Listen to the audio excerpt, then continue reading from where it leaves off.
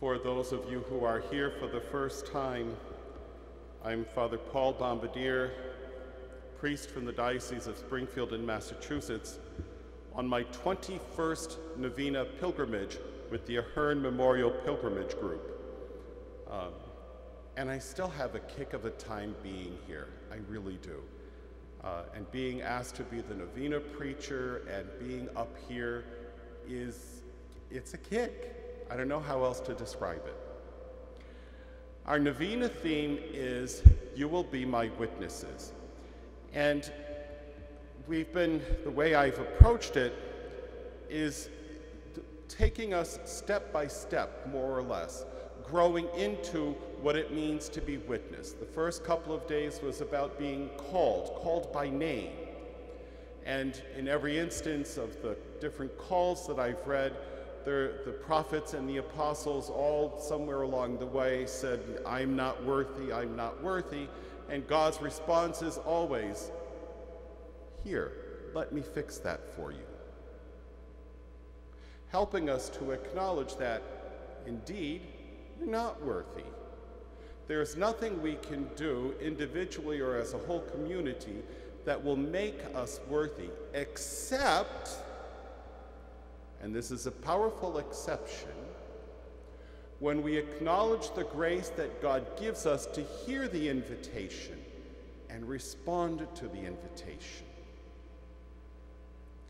We traveled along a little further and discovered that, yes, we've accepted this to be disciple of Christ, to be follower of Christ, but what's the cost?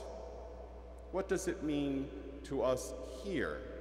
And the cost, we discovered, is to deny all of the things that we consider precious and to pick up our cross in Luke's gospel, pick up our cross daily and follow Christ. And it's not like some preachers will focus on the oy vey element of picking up our cross, of the sufferings and all the rest of that. And my take on that is always, you suffer, congratulations, that means you're alive. Now get over yourself and get on with it. Because picking up our cross is not just about suffering. Picking up our cross is acknowledging the one, capital letters, whose call we've answered, and the one, again capital letters, in whose footsteps we follow. Simple and elegant, yet sometimes, let's face it, so difficult to do. Today I'm talking about the effect of this following Christ. In this morning's extra story, it was about blind Bartimaeus from Jericho, and how after he had his sight given to him, he followed Christ on the way.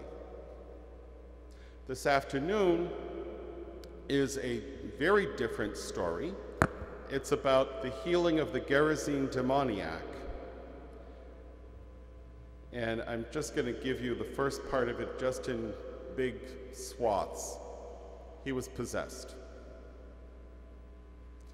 And when Jesus asked for the name of who the possessing spirit was, the response that he was given is, "Our name is Legion, for we are many." And then, of course, the spiritual battle ensues, and naturally, Jesus is the winner.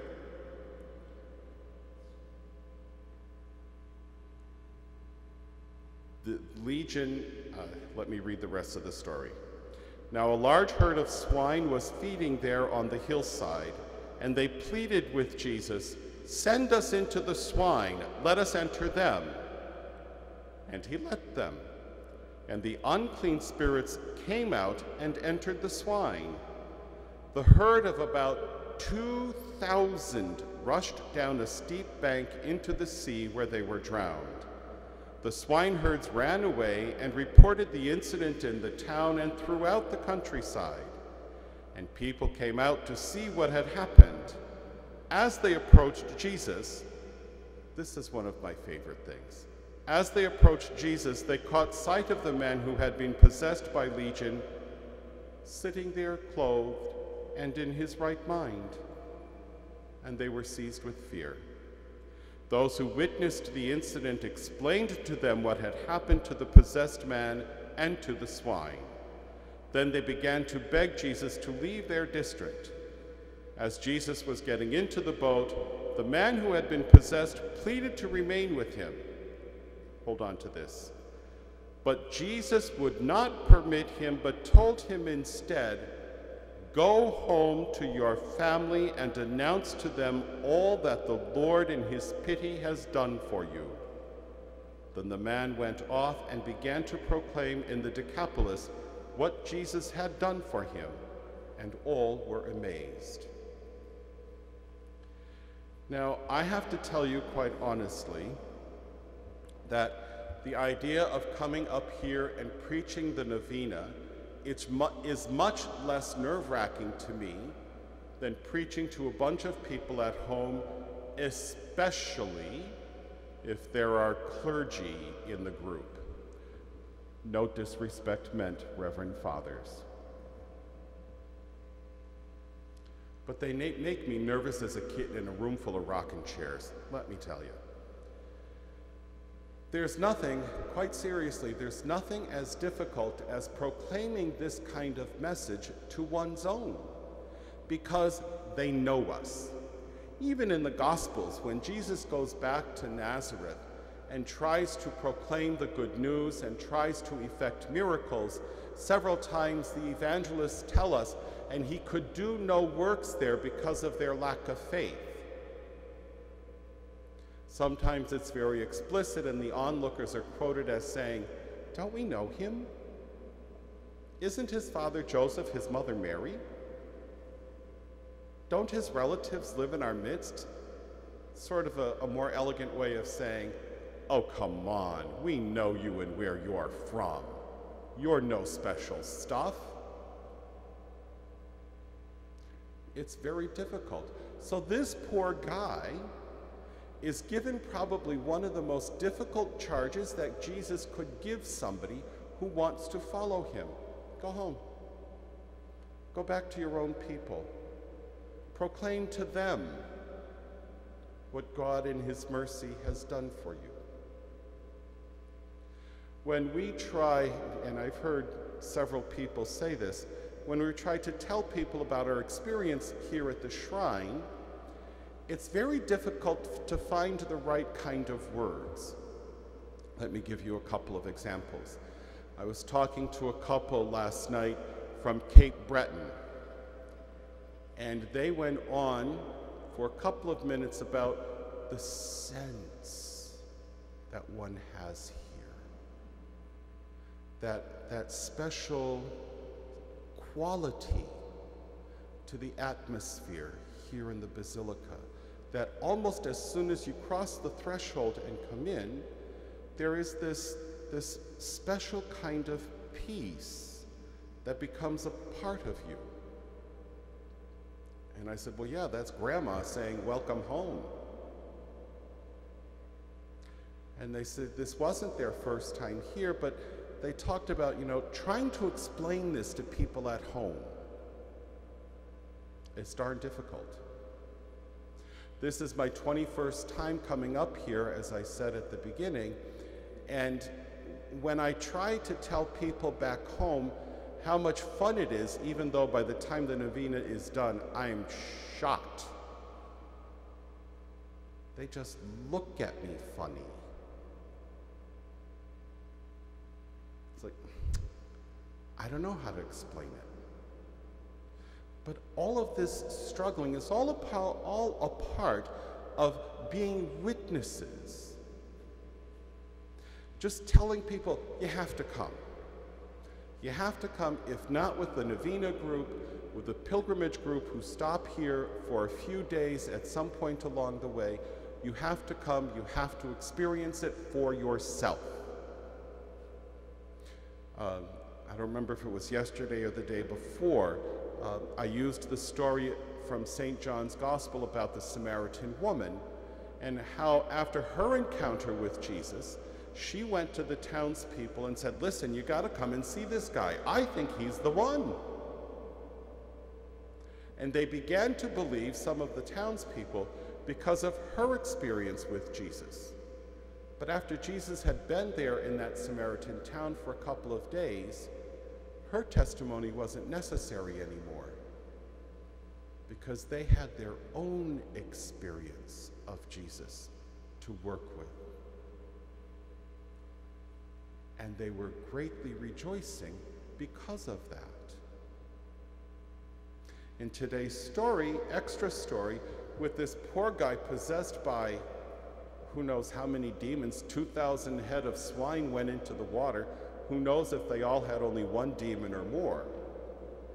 This fellow is now given the charge by Jesus, go home, to proclaim to his own people. And I'm willing to bet you that all the words he could try to use only scratched the surface a little bit. It was his life that was so dramatically changed by the mercy of God, in my humble opinion, that helped his people see and understand, with capital letters, what it means to have one's life touched by Jesus. I'm going to sing for you a hymn whose title is Lord, Whose Love in Humble Service also helps us to find ways to live this grace, this presence of God.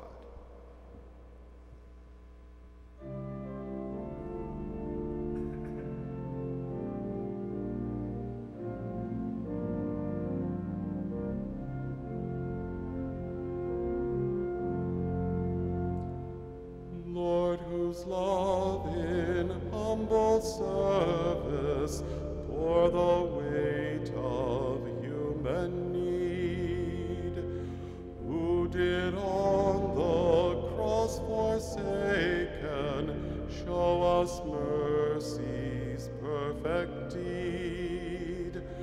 We, your servants, bring the worship, not a voice alone, but heart, consecrating to your purpose every gift which you impart.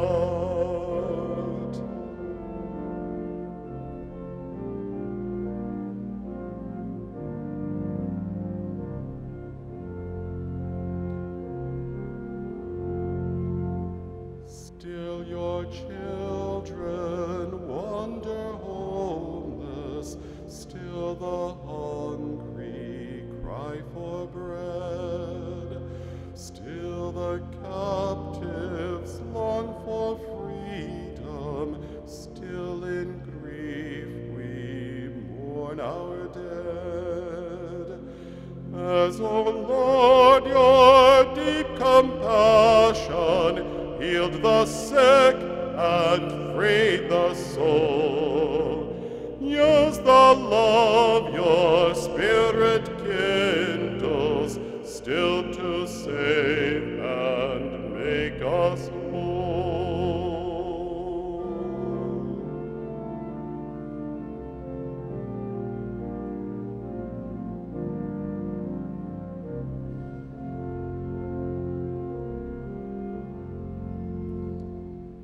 As we worship, grant us vision till your love's revealing light, till the height and depth and greatness dawns upon our human sight, making known the needs and burdens your compassion bids us bear, stirring us to faithful service, your abundant life to share.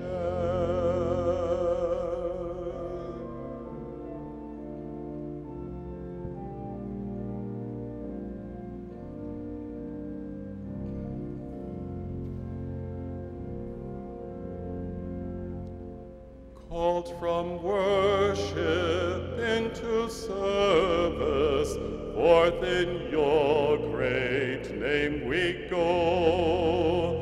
To the child, the youth, the aged, love in living deeds to show. Hope and health, goodwill and comfort, counsel, aid, and peace we give. That your children, Lord, in freedom, may your mercy know and live.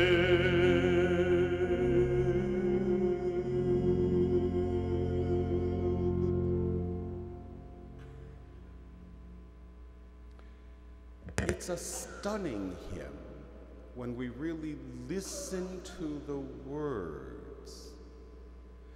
It's an almost flummoxing attitude that we come here to experience the love of God so that we can leave here and face the world and help a little bit, as I said, God does with us at the beginning of my sermons.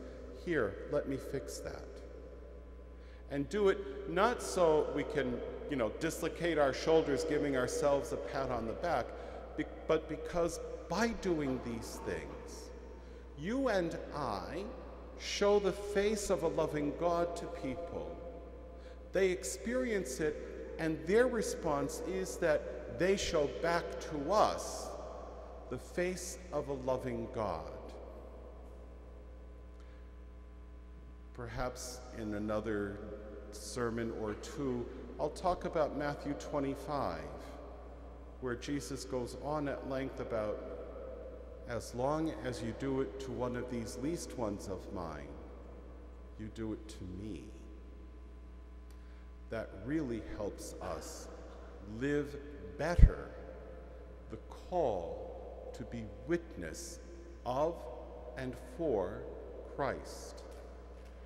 I would invite you at some point during the Mass, especially during the preparation of the gifts, look at the banner head up there that has the words of our theme, "You will be my witnesses."